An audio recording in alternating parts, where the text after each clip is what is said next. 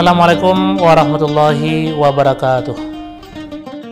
Nahmaduka ya man audah talana subulal hidayah wa azahta an wasyaidina ghishautil ghiwayah wa nusalli wa nusallim ala man arsaltahu syahidan wa mubashiran wa da'iyan ilallah biizni wa sirajan munira.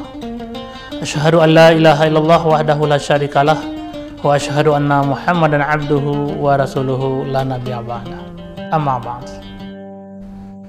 Pemirsa kurma dimanapun Bapak Ibu berada, pada kesempatan yang baik ini mari kita sama-sama memperbarui rasa syukur kita kepada Allah Subhanahu wa Ta'ala yang masih memberikan rahmat dan hidayah kepada kita.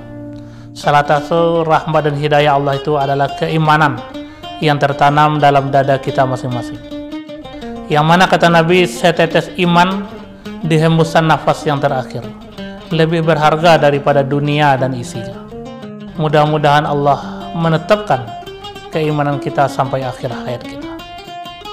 Salawat beserta salam kita sampaikan kepada beliau junjungan kita Nabi besar Muhammad sallallahu alaihi wasallam, seluruh keluarga dan para sahabat, ulama-ulama yang telah berjasa menyampaikan dinul Islam sampai ke negeri yang kita cintai ini. Bapak Ibu pemirsa kurma yang berbahagia, pada kesempatan sore yang syahdu ini kita beri judul tausiah kita dengan langkah 7. Langkah 7 yang dimaksud berdasarkan kepada firman Allah yang berbunyi, Bismillahirrahmanirrahim. Ya ayyuhallazina amanu aqimus shalah wa atuz zakah warku'ul ma'ar raki'in. Sadaqallahu maulana al-azim. Yang artinya, hai orang-orang yang beriman, dirikanlah olehmu salat dan bayarkanlah zakat dan rukuklah kamu beserta orang-orang yang rukuk. Ini ayat di atas sebagai dasar, salah satu dasar perintah Allah untuk mendirikan salat, membayarkan zakat, dan melaksanakan salat dengan berjamaah. Ini salah satu ayat. Yang lainnya banyak, masih banyak ayat-ayat yang lain yang memerintahkan kita mendirikan salat. Nah, apa rahasia di balik perintah Allah? Kenapa banyak ayat yang menyampaikan kepada kita sebagai umat Rasulullah SAW untuk mendirikan salat ini? Tak lain dan tak bukan adalah rahasianya di alam barzah. Salah satu rahasianya ada di alam barzah. Kenapa di alam barzah? Ada apa di alam barzah?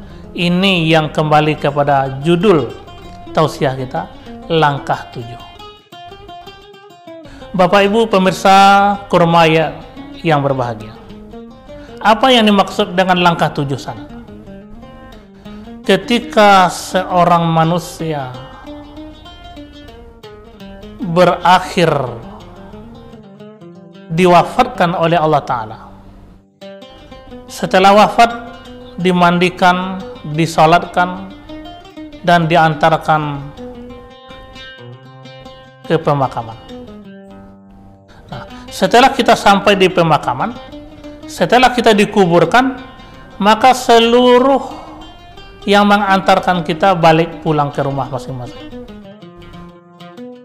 Suami dan istri kita kembali ke rumah, anak-anak kita kembali ke rumah, orang kampung kita, handai tolan kita kembali ke rumah, mobil kita dibawa pulang, tinggallah kita sendirian di alam kubur, berteman dengan kain kafan saja, 3 lapis kain kafan.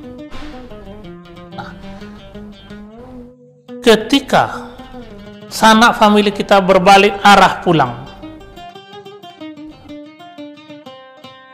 dalam 7 langkah terakhir, orang yang terakhir mengantarkan kita dari pemakaman kita, inilah langkah 7 yang dimaksud. Dalam langkah 7 itulah datang beberapa orang kepada kita sebelum datangnya malaikat Munkar dan Nakir. Jadi Bapak Ibu pemirsa kurma yang berbahagia, sebelum malaikat Munkar dan Nakir itu datang kepada kita menanyakan si mayat, ada beberapa orang yang datang kepada kita. Ini diterangkan dalam sebuah hadis, dibaca di dalam kitab Majalis Saniyah.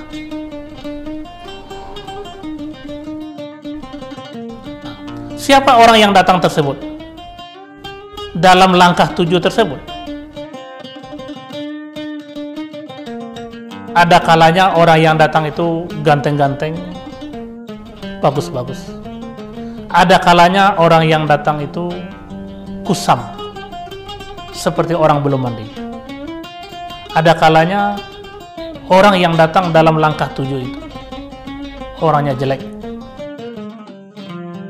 sehingga kita tidak kenal sama mereka yang datang. Nah, kalau kita kenal sama mereka yang datang, kita langsung connect. Siapa orang-orang yang datang tersebut? Itulah ibadah sholat kita. Nah, di dalam langkah 7 terakhir orang yang mengantarkan kita ke pemakaman tadi, datang orang yang 5 orang itu. Subuh, kita ingat langsung. Zuhur, engkau asar, gitu. Ya, kita ingat 5 orang yang datang itu adalah ibadah sholat kita tadi. Jadi kalau masuk waktu sholat, Bapak Ibu yang berbahagia, masuk waktu sholat, kita bersegeralah melaksanakan sholat. Jangan ditunda-tunda waktu sholat, karena efeknya bagaimana? Langkah 7 berefek kepada langkah 7. Gitu. Kalau kita ingat cepat, tepat waktu di awal waktu sholat, maka sholat kita itu datang cepat sekali kepada kita. Nah, dalam kita mengingat, engkau subuh, engkau isya, engkau zuhur, pada waktu itulah malaikat Munkar Nakir datang. Nah, ketika malaikat Munkar dan Nakir ini datang, hai ghulam, jawab pertanyaan kami, ma rabbuka, siapa Tuhan kau? Nah, ketika malaikat Munkar dan Nakir menanya si mayat, yang menjawab bukan mayat tadi, tetapi yang menjawab adalah ibadah salat tadi. Ibadah salat yang 5 waktu itulah yang berebut menjawab pertanyaan malaikat Munkar dan Nakir secara bergiliran. Kata zuhur, biar saya yang jawab. Kata asar, biar saya yang jawab. Kata maghrib begitu juga. Kata isya begitu juga. Kata subuh, biar saya yang jawab. Jadi 5 ibadah salat kita berebut menjawab pertanyaan 5 malaikat Munkar dan Nakir. Begitu. Jadi ini rahasianya sebenarnya.